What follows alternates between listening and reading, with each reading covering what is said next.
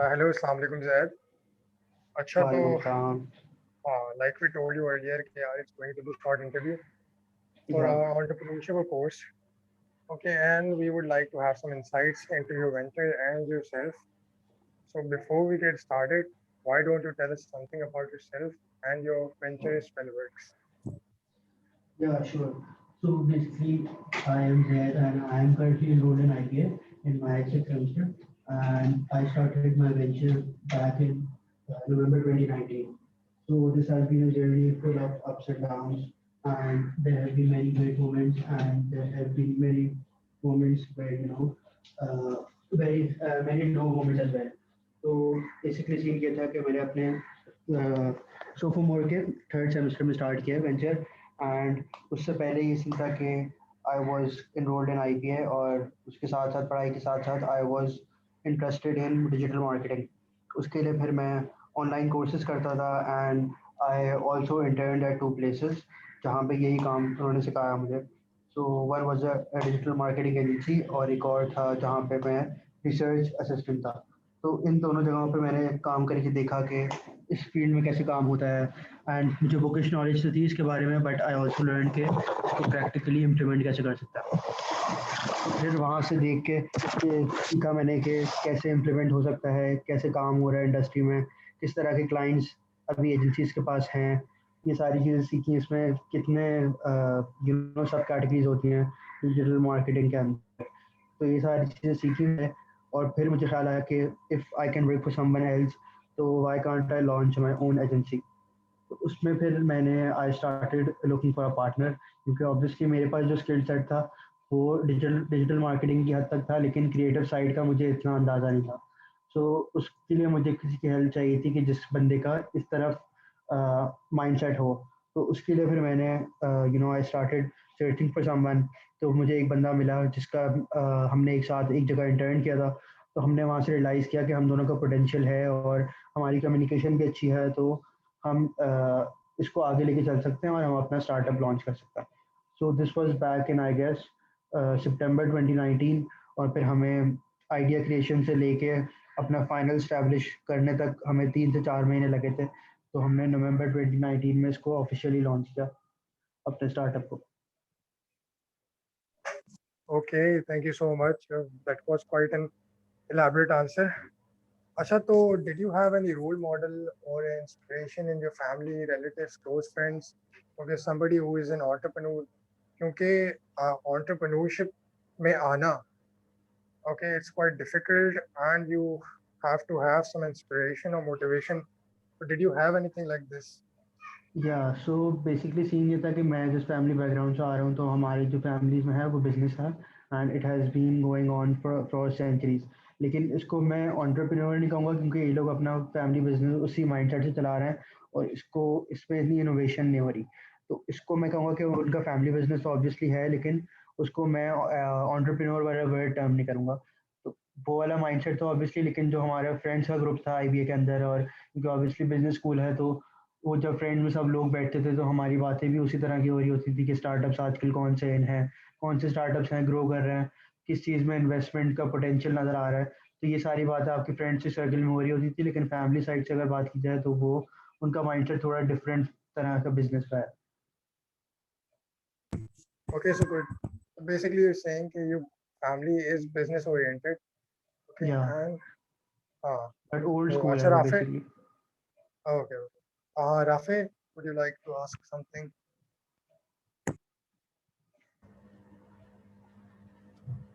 Yeah. So, like, as you mentioned, could you go in a little bit more detail? That आपने mention किया था कि आपका जो experience है as a research assistant and you worked in the sales and marketing.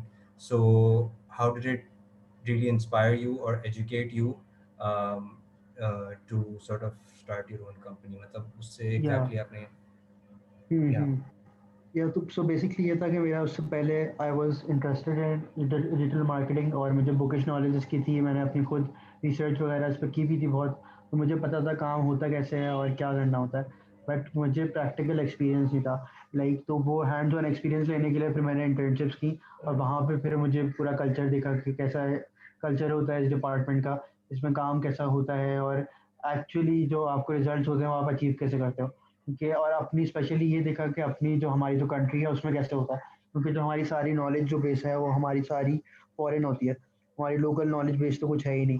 तो उसमें फिर ये होता है कि जब आपने उसके अंदर प्रैक्टिकली काम किया, मैंने उनकी जगह इंटर्नशिप की, तो फिर वहाँ से मुझे रियलाइज़ हुआ कि अच्छा इतना पोटेंशियल है इस इंडस्ट्री में और इस तरह से काम यहाँ पे लेके चल सकता है।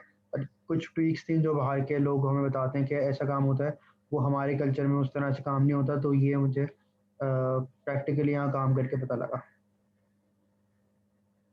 ठीक है, ठीक है।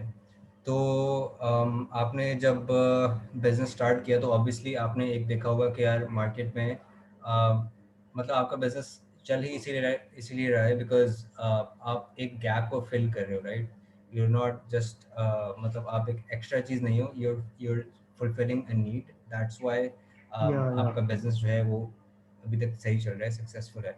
So how did you kind of spot an opportunity in this field, और फिर उसको फिर आपने किस तरीके से वैल्यूएट किया और फिर किस तरीके से आप ने प्रोसीड किया उससे? ओके, सो बेसिकली जो हमें जो ऑब्वियसली गैप नहीं होता तो कोई इंडस्ट्री चलती नहीं है। तो हमें मुझे जो गैप यही नज़र आ रहा था कि हमें पाकिस्तान में इतना पोटेंशियल है ई कॉमर्स का। हमारी जो ई कॉमर्स मार्केट है, it was only back then, it was only around 0.8 billion dollars. तो उसमें इतना पोटेंशियल है कि हमारी रिटेल मार्केट जो है वो 297 बिलियन डॉलर्स की है और हमारी ई कॉमर्स मार्केट सिर्फ 0.8 मिलियन डॉलर्स की है। तो अगर हम इसी डीएम के अंदर फोकस करके इनको जो हमारे बिजनेसेस हैं उनको हम ई कॉमर्स की तरफ लाएं, तो इसमें इतना पोटेंशियल है, अचीव कर सकता है वो। तो यही मुझे गैप नज़र आ रहा था कि जो कब अभी करंटली जो सारी कंपनीज हैं वो सब ब्रिक एंड मॉर्टर स्टोर्स पे फोकस कर रही हैं और इस पे कोई ऑनलाइन कोई फोकस ही नहीं है। तो ये फिर हमें नज़र आया कि हम इसको एक्सप्लॉइट करें इस गैप को, और हम अपनी सर्विसेज इंडस्ट्रीज़ को प्रोवाइड करें, क्योंकि उनकी जो इंटरनल डिपार्टमेंट्स हैं वो इतने स्ट्रॉन्ग नहीं हैं कि वो उनको ऑनलाइन लेके जा सकें। तो हम उनको एडिशनली वो हमें अपना काम आउटसोर्स कर दें और फिर हम उनको सारे जो ऑनलाइन जो स्टफ है उसको हम स्टैब्लिश करें, ताकि उनकी ये वाली जो बात है इसको इससे भी वो अपनी सेल्स अचीव कर सकें। तो ये हमारा एक पॉइंट था कि हमें नज़र आ रहा था कि पाकिस्तान के अंदर करंटली कुछ काम हो ही नहीं रहा ई कॉमर्स की तरफ, और अगर जो एजेंसीज़ हैं उनका ये सीन था कि वो उनके चार्जेस बहुत ज़्यादा हैं, दे वर चार्जिंग टू मच। तो ये जो नॉर्मल जो एवरेज बिजनेसमैन है उसके लिए अफोर्डेबल नहीं था। तो हमें ये नज़र आया कि वो जो एवरेज बिजनेसमैन है जो एस्पायर करता है कि वो ऑनलाइन जाए और वो ऑनलाइन सेल्स करें अपनी, तो उसको फिर हम टारगेट करके उसके लिए अफोर्डेबल सॉल्यूशंस दें और प्रीमियम सॉल्यूशंस दें कि वो भी अपनी जो प्रोडक्ट्स है उसको ऑनलाइन कर सके। तो this was the gap we were fulfilling. Thank you so much. Acha Zaid, like you mentioned earlier, you have some experience in this particular area. Okay, you interned at a couple of companies, couple of या marketing agencies, and you have had some experience. तो and for a fact I know कि तुमने जो है societies वगैरह में भी graphics और content वगैरह पे काफी काम किया था, right? So, या but my question is कि before starting Spellworks, did you have some kind of because uh, तुम्हारी अपनी कंपनी होने जा रही थी. Okay, so did you do some kind of feasibility analysis पे projections और future के बारे में, क्योंकि इतना बड़ा risk लेना, okay, knowing कि यार हर venture पे cost होती है, तो did you know कि तुम इतनी profitably बना लोगे कि you take that risk? यार टू बी वेरी ऑनेस्ट, उस टाइम उस पॉइंट पे जिस हम एज ब्रैकेट में थे, हमें इन चीज़ों का इतना आइडिया भी नहीं था कि कितना चलेगा, कुछ नहीं पता था ये सारी चीज़ें। तो उसके लिए हमें जब दिमाग में आया कि हमें अपना वेंचर लॉन्च करना है, तो उसमें फिर सबसे पहले जो लोगों ने हमसे सवाल पूछा कि आप फंड रेज कैसे करोगे, आप हमें फिजिबिलिटी एनालिसिस दिखाओ, हमें अपना बिजनेस प्लान दिखाओ। और हमें ये चीज़ें कुछ आती ही नहीं थी बनानी, because we were both students, हमें कोई बिजनेस लॉन्च करने का प्रायर एक्सपीरियंस नहीं था। उसके लिए फिर हमने ये किया कि IBA has a incubation centre. तो हम उनके पास गए एंड हमने उनसे कहा कि ये हमारा आइडिया है and we want to launch it. तो they were the guiding force behind us, कि उन्होंने हमें गाइड किया कि आप बिजनेस प्लान कैसे बनाते हो, कि आप अपनी फिजिबिलिटी एनालिसिस कैसे बनाते हो, कि कितना रेवेन्यू आप प्रिडिक्ट कर सकते हो, कि कितना रेवेन्यू आप अर्न कर लोगे, ब्रेक इवन करने में कितना टाइम लगेगा। ये सारी चीज़ें फिर हमें वहाँ पे जो IB के जो इंक्यूबेशन सेंटर्स हैं, वहाँ जो मेंटोर्स थे एंड कोचेस थे, उन्होंने हमें गाइड किया इस बारे में। एंड फिर हमें अराउंड 2 to 3 months लगे कि सारी चीज़ें समझने में, एंड फिर हमने अपने पूरे प्लान्स बना के फिर उसको लॉन्च किया। Okay, okay, thank you. अच्छा तो do you at the moment are you alone or do you have any partners or friends Yeah, I have a partner currently. हाँ, जिसके साथ अच्छा, स्टार्ट किया था वही पार्टनर है अभी. Yeah. and he is in IBA, right? Yeah. He's also a student. Okay, okay.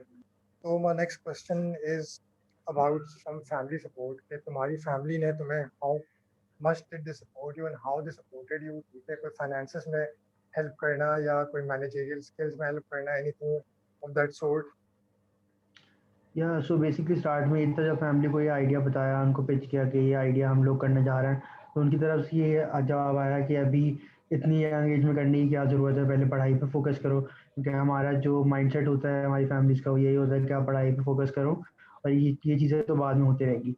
तो फिर उनको थोड़ा सा कन्विंस करना था कि हमें पहले कि हमें पहले साथ-साथ हम मैनेज कर लेंगे, और ये सारी चीज़ें हमने उनको कन्विंस किया. So once they were convinced, तो उसके बाद उनकी फुल सपोर्ट थी हमें, और जो हमें एडिशनल फाइनेंसेस जो हमारी बजट से बाहर हो रहे थे, वो भी उनकी तरफ से फिर हमें मिल गए. तो इनिशियल स्टेज के बाद उनकी कंप्लीट सपोर्ट थी मुझे भी और मेरे पार्टनर को भी, तो उसका कोई हमें इश्यू नहीं आया. Okay, okay, thank you. अच्छा, Rafi, go ahead, yes please. या सो मतलब आपको क्या लगता है कि फ्रॉम जैसे आपने बोला कि आप इंक्यूबेशन सेंटर के पास भी गए और मतलब ट्रेडिंग वगैरह ली, उनके मेंटर्स के अंदर सीखा कि किस तरीके से फिजिबिलिटी वगैरह प्लान बनता है. So how much time do you think कि मतलब उस सारे प्रोसेस में लगा until the day you finally launched your business? या so it took around 3 to 4 months, क्योंकि हमने इनिशियली जो था वो ये आइडिया हमें आया था अराउंड सितंबर 2019 में, एंड वी लॉन्च इन नवंबर 2019. सो 3 से 4 महीने आप समझो कि हमें लगे थे इसकी फिजिबिलिटी और ये सारी चीज़ें बनाने में, लॉन्च करने में. Okay okay. And as a student obviously हमें पता है कि स्टडीज़ को और बिजनेस को मैनेज करना थोड़ा सा कॉम्प्लिकेटेड हो सकता है और उसको बैलेंस करने में इश्यूज आ सकते हैं. So how did you go about balancing both your studies and your venture when you were kind of preparing to launch your business? या it was tough eight that time, क्योंकि हमारा वो initial time period था APA का, हमें इतना time management उसमें मसला होता था. बट ये था कि हमने प्रायर इससे पहले हमने इंटर्नशिप्स की थी, तो हमें पता था कि हम स्टडीज़ के साथ काम को कैसे मैनेज कर सकता. मैंने भी इंटर्नशिप्स की थी, मेरे पार्टनर ने भी की थी, तो हमें दोनों को ये आइडिया था कि पढ़ाई के साथ साथ काम को कैसे मैनेज करना है. क्योंकि इंटर्नशिप्स में भी ये होता है, you have to give in a come fix number of hours. तो Hmm. उससे हमें फिर आइडिया था कि हमें टाइम कैसे मैनेज करना है. और जब हमने अपना स्टार्टअप किया तो उसमें ज़्यादा टाइम लगाना था, तो फिर हमने अपना जो स्केड्यूल है उसको और बेहतर बनाया कि हमारा टाइम जो है इन बिटवीन ऑफ क्लासेस वो ज़ाया नहीं हो. हम क्लासेस के बीच में भी जो टाइम मिल रहा है हमें, उसको हम प्रोडक्टिवली यूज़ करें. एंड जो हमारा घर में जो फ्री टाइम होता है उसको भी हमने थोड़ा बहुत कट डाउन किया, ताकि हमें इसमें टाइम सही से दोनों को मैनेज कर सके साथ साथ. ठीक है ठीक है. तो अच्छा, walk me through some of your experiences, क्योंकि शुरू में तो ऑब्वियसली एक ये गिवन सी बात है कि बिज़नेस जो है जब प्लान बन रहा होता है या फिर जब लॉन्च होने के बाद मतलब एक अर्ली स्टेज में होता है, तो एक सर्वाइवल पीरियड होता है. No one knows you in the market और आपको फिर अपना नाम बनाना पड़ता है. You gradually start to get more and more clients, तो वो एक डिफ़िकल्ट टाइम होता है. तो किस टाइप के प्रेशर्स या क्राइसिस से आप गुजरे और आपने how did you deal with them? या सो प्रेशर्स तो बहुत होते हैं जब आप अपना अपना बिजनेस लॉन्च कर रहे हो, तो विदाउट एनी सपोर्ट, कि सारा सोल जो आपके ऊपर है वो सब आपको ही संभालना है सारी चीज़ें. तो प्रेशर्स तो बहुत होते हैं कि पढ़ाई का प्रेशर है, एंड बिजनेस के प्रेशर्स हैं, क्लाइंट्स के प्रेशर है. जब आप इनिशियली फील्ड में एंटर कर रहे हो, तो आपको ये आइडिया नहीं होता कि आपको क्लाइंट से कैसे डील करना है. और कुछ ऐसे भी आपको क्लाइंट्स मिलते हैं जो देखते हैं कि अभी इनिशियल स्टार्टिंग फेज में है, तो हम इसको एक्सप्लॉइट कर सकते हैं. तो ये इस तरह के प्रेशर्स होते हैं. इसके अलावा फिर आपको ये भी होता है कि जो आप एम्प्लॉयज़ होते हैं उनको रिटेन करना मुश्किल होता है, बिकॉज बीइंग अ स्टार्टअप इसके अंदर ये काफ़ी मसला होता है कि you can not pay them as much as establish businesses can, क्योंकि उनके रेट्स भी ज़्यादा होते हैं और उनका वर्क फ्लो भी ज़्यादा होता है, उनके पास काम भी ज़्यादा हो रहा होता है. So they can pay them more. तो रिटेन करना एम्प्लॉयज़ को भी एक मुश्किल काम होता है. तो ये सारे जो चीज़ें थी वो हमने टाइम के साथ ही सीखा कि इसको मैनेज कैसे करना है।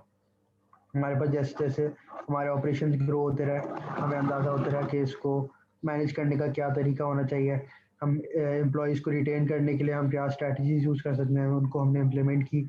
और जैसे for example we had full time workers पहले, तो फिर हमने ये रियलाइज़ किया कि अगर हम पार्ट टाइम रखें इनको तो फिर इनके लिए वो सैलरी भी बेटर होगी एंड हमारे लिए भी इनको मैनेज करना आसान होगा। तो ये हमने इनिशियली ये डिसीजन लिया कि हम इनको instead of full time workers हम इनको पार्ट टाइम रख लें। तो ये एग्जांपल दे रहा हूँ आपको कि कैसे हमने अपने प्रेशर्स को डील किया। Okay, thank you, Zaid. अच्छा, तो my next question would be a bit of financial nature. तो जो है, how much capital did it take to start this Spellworks and following up?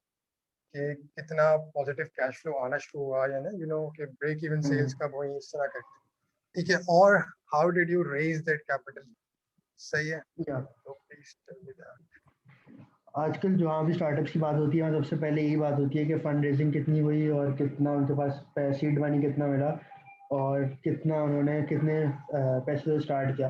तो मेरा जो परसेप्शन हमेशा से रहा है स्टार्टअप्स के बारे में वो यही है कि आप जितना मिनिमम से स्टार्ट करो उतना आपके लिए बेहतर है, बिकॉज यू डोंट नो कि कितना चलेगा।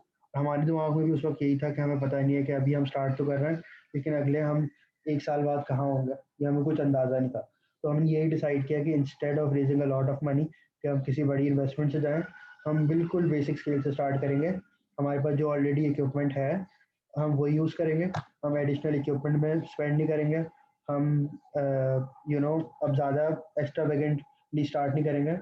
हमने बिल्कुल बेसिक से स्टार्ट किया और हमारी जो इन्वेस्टमेंट थी हमने ये प्रेडिक्ट किया कि अगर हम अगले 3 महीने तक अपने एम्प्लॉयज़ जो हैं उनकी सैलरीज निकाल लेते हैं तो फिर हम ऐसे पॉइंट पे पहुंच जाएंगे कि हम ब्रेक इवन कर लें।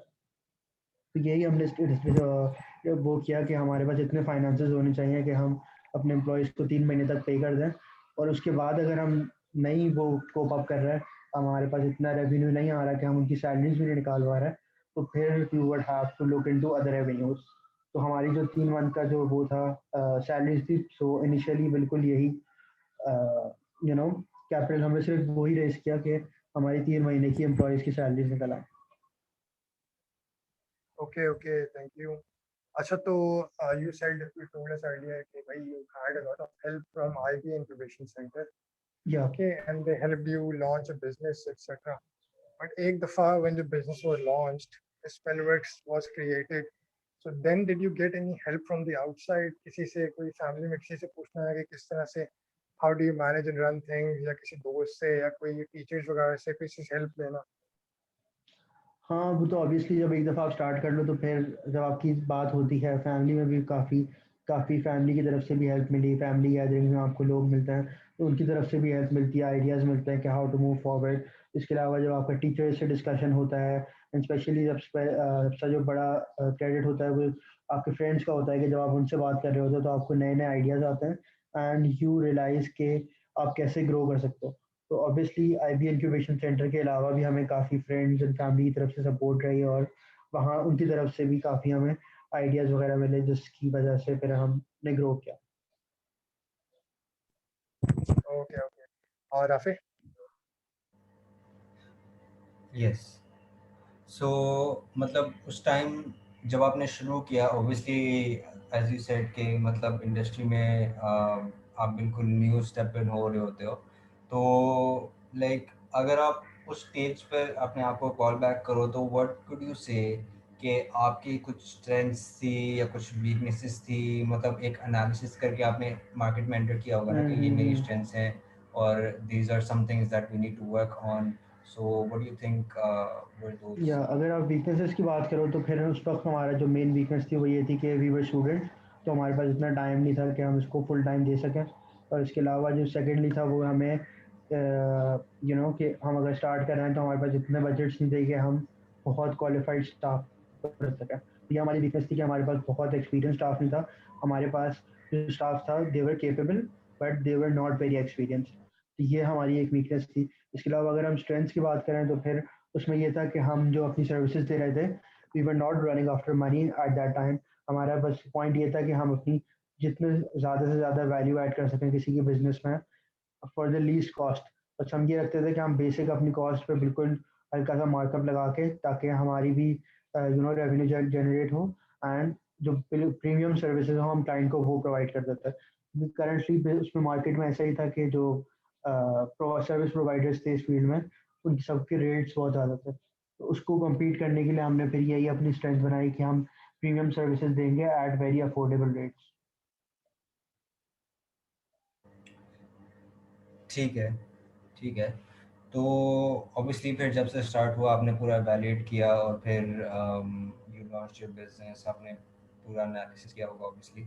तो एज यू अर्लियर मेंशन के इन योर इंट्रोडक्शन के मतलब काफ़ी सारे अच्छे मोमेंट्स और काफ़ी सारे बुरे मोमेंट्स भी आए होंगे through hmm. Out this time. तो मतलब what do you think was your best and what was your worst? Worst as in कि मतलब जिसने आपको ट्रूली आपको तंग किया हो या आपको लगा हो कि यार hmm. This is getting very difficult, तो वो कैसे मोमेंट्स थे? अच्छा, अगर बेस्ट मोमेंट की बात करो तो सबसे बेस्ट मोमेंट हमारा वो था जब वी गॉट आईबेक्स, टीआरजी जो है आईबेक्स ग्लोबल, जब वो हमारा उनके साथ जब हमारा कॉन्ट्रैक्ट साइन हुआ। So that would be the best moment that I can recall for our startup, because it was a huge achievement कि हमने इतने टाइम में इतना ग्रो कर लिया कि हमारे पास इतने बड़े क्लाइंट्स हमने अचीव कर लिया। And if you talk about the best moment, तो वो ऐसा था कि we are working with a business and उनका हमने काम किया and we are working with them on credit. तो उनका एक ऐसा पॉइंट आया because of covid, they went bankrupt. तो जो भी हमारे सारा जो बिल था, they were not able to pay it. तो वो हमारे लिए काफ़ी एक बड़ा ड्रॉबैक था, क्योंकि सारा उनका काम क्रेडिट पे हो रहा था और जो वो अमाउंट था वो सारा हमें रिसीव नहीं हो सका। तो आई वुड से कि वो हमारे लिए काफ़ी एक it was a drawback.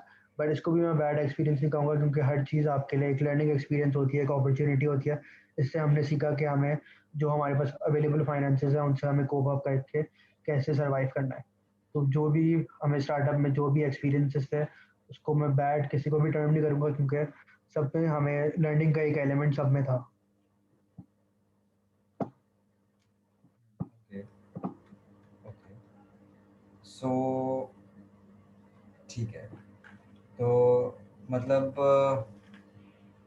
now we're going to move to the just to understand your business model a bit better. तो हम्म। मतलब currently obviously आपका एक सर्विस बेस्ड बिजनेस है और एक बी टू बी बिजनेस है। तो आपकी एग्जैक्टली टारगेट मार्केट क्या है? क्योंकि मतलब यूजुअली डिजिटल मार्केटिंग एजेंसीज में होता है, particularly with social media services के अंदर ये होता है कि वो कुछ निशेस में काम कर रहे होते हैं।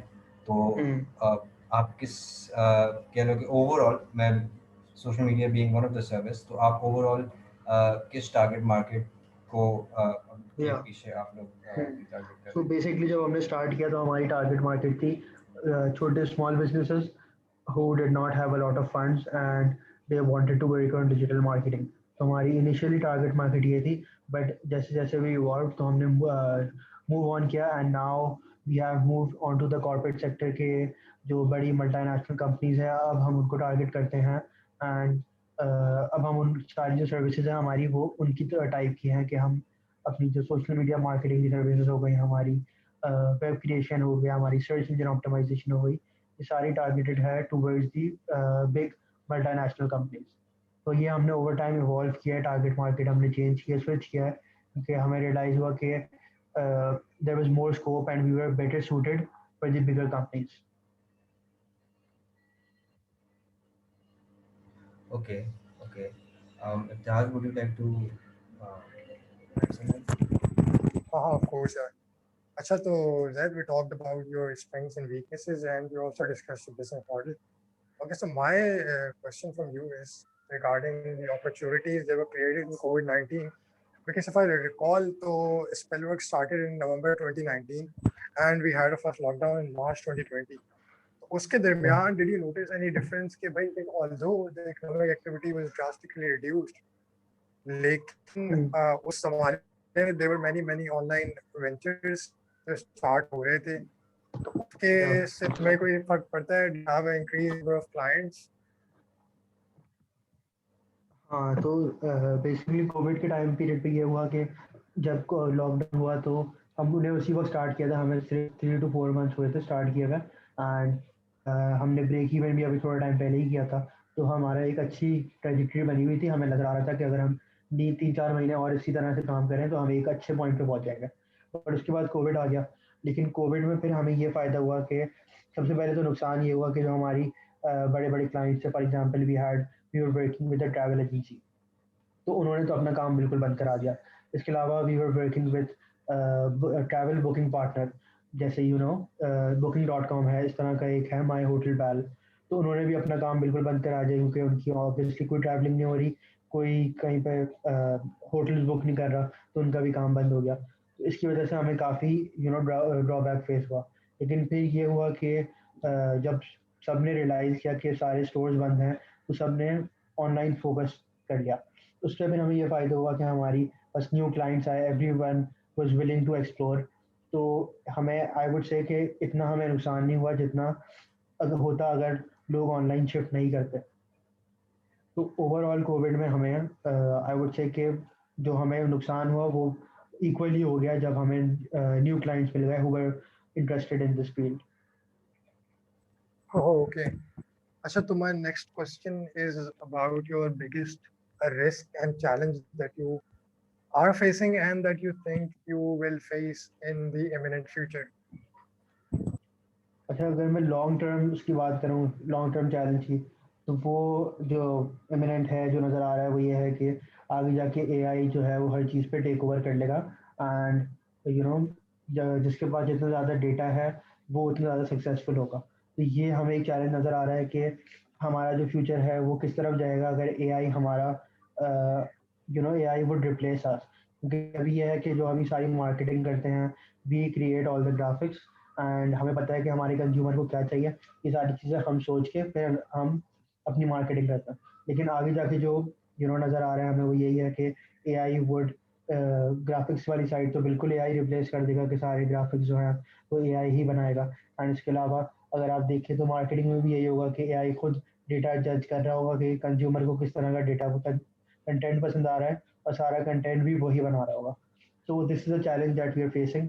एंड इस पे हम we are trying to figure out कि इसमें हम how would we fit in the future कि अगर एआई आ जाता है एंड कंप्लीटली रेवोल्यूशनाइज हो जाएगा वर्ल्ड, तो इसमें हम कैसे फिट इन हो सकते हैं and how can we make use of our expertise and add AI along, ताकि उसमें मैक्सिमम रिजल्ट अचीव हो सके क्लाइंट्स को। Okay, fair enough. Acha, so one of the last questions as we are going to wind up soon. तो वो ये है कि you earlier said कि you have a problem with employee retention, ठीक है, Yeah. and you try to sort that out. So have you made any progress with that, or you're still struggling with that particular problem? यार तो जो initially ये problem face हो रही थी उससे तो काफ़ी बेहतर हो गया एज वी ग्रू। तो हमें जब हमारे पास क्लाइंट्स बढ़े तो फिर हमने फुल टाइम एम्प्लॉयज़ भी रख लिया, और उनको रिटेन करना भी थोड़ा इजी हो गया because we were able to provide them other benefits as well. लेकिन फिर ये मसला आता है कि अभी भी we have not achieve the scale जो फिर बड़ी कंपनीज ने अचीव किया हुआ है। तो जिनके पास 100 to 200 एम्प्लॉयज़ हैं, हमने वो वाला स्केल अचीव नहीं किया अभी भी। तो हमारे पास भी थोड़ी सी ड्रॉबैक्स हैं अभी भी के लिए आपको एम्प्लॉयज़ को रिटेन करना में, क्योंकि ये ऐसी फास्ट मूविंग इंडस्ट्री है कि इसमें एम्प्लॉयज़ को रिटेन करना बहुत मुश्किल है। सिर्फ हमारे पास नहीं, बाकी कंपनीज में भी है, क्योंकि कंपनी स्विच करना बहुत ईजी है। उसमें अभी भी हम ये इशू फेस कर रहे हैं, लेकिन we are trying to work on it and we are providing them more benefits and competitive salaries, ताकि एम्प्लॉयज़ को हम रिटेन कर सकें because they are the most valuable source for us. कि हमारा सारा काम सर्विस इंडस्ट्री है, so it is all reliant on our employees. Okay, thank you. Acha, so last question from me would be talking on opportunities to grow. तुम्हें क्या लगता है कि इन फ्यूचर जब तुम्हें ग्रो करना होगा स्पेलवर्क्स को, तो तुम अपने साथ और पार्टनर्स लेकर आओगे, या जैसे अभी तुम्हारे पास दो ही हैं उन्हीं को लेकर चलोगे? क्या लगता है कहाँ से कैपिटल रेज करोगे, etcetera? Okay, so personally I would prefer having two partners only. कि उसमें ये होता है फिर आपका कि उतनी लिमिटेड से होती है कि आप उसमें कॉन्फ्लिक्ट ज़्यादा नहीं होता। So I believe in having less partners, but जो आपके पास लोग हैं उन सबका ओपिनियन आप ज़रूर लो, लेकिन पार्टनर्स डिसीजन मेकिंग जो पार्टनर्स हों वो हमेशा दो से ज़्यादा नहीं होती, क्योंकि जितने ज़्यादा पार्टनर्स होते हैं उतने ज़्यादा कॉन्फ्लिक्ट्स होता है। ये मेरा पर्सनल मानना है। लेकिन फिर ये है कि आई बिलीव कि अगर हमें ऑब्वियसली आगे जाके फंड रेजिंग करनी होगी, तो उसके लिए फिर हम we would seek angel investors, क्या, ताकि उनसे फिर आपको ये नहीं होता कि आपका कंट्रोल नहीं निकल रहा होता अपने कंपनी का, एंड इंटरनल कंट्रोल आपके पास होता है। तो लुकिंग फॉरवर्ड हमारा यही प्लान है कि जैसे जैसे हमें ग्रो करना होगा तो we would seek angel investors instead of having more partners. Okay, thank you. हाँ तो यार I actually agree with you on the partner वाला scene के ना कम partner उतना ज़्यादा better होता है. Yeah, Okay, so that's it exactly. from my part. Okay, Rafe, do you have any question? I think that's it for the information that we'll be needing. So, Oh, okay, okay. So Zed, quickly, if you would tell us what is the most important or critical lesson that you learned from your 1.5 year का entrepreneurial experience? यार तो सबसे important lesson अगर आप लोग कहो तो वही होगा कि you need to stick with your decisions. कि अगर आप कोई डिसीजन ले रहे हो कि मुझे लाइफ में ये करना है, लाइफ में करना है या बिजनेस में करना है या पढ़ाई में करना है, जहाँ भी आपको कुछ करना है, तो so you need to stick with it. कि आपके अंदर पेशेंस होना चाहिए, रिजल्ट्स आने में काफ़ी टाइम लगता है, तो अगर आपके पास पेशेंस होगा, आप अपने उस पर लगे रहोगे, so you would achieve your results. कभी ना कभी तो पहुँच के आप वहाँ you would achieve your results. So that is one thing that I learn, कि अगर आप स्टिक रहो अपने डिसीजंस पे, तो that is very important. Okay. Acha, तो Zed, thank you so much for your time and effort. Okay, it really okay, means no a lot problem. for thank us. you, Zed. या Okay, no problem. thank और you so much. कुछ भी हो तो पूछ लेना, और भी टेक्स्ट वेक्स्ट कर देना कोई भी। Okay, हाँ, definitely. If you have any follow up, so we'll okay definitely okay ask you about that. Okay, perfect.